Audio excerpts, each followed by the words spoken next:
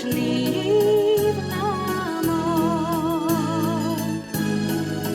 Oh, it was not the grace of her queenly air, nor her cheeks of roses glow, nor her soft black eyes, nor her long flowing hair, nor was it her lily white brow.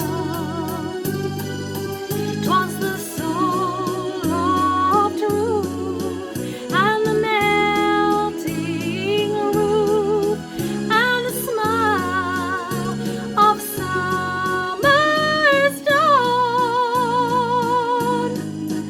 that stole my heart away one soft summer's day in the valley near Slievenamon.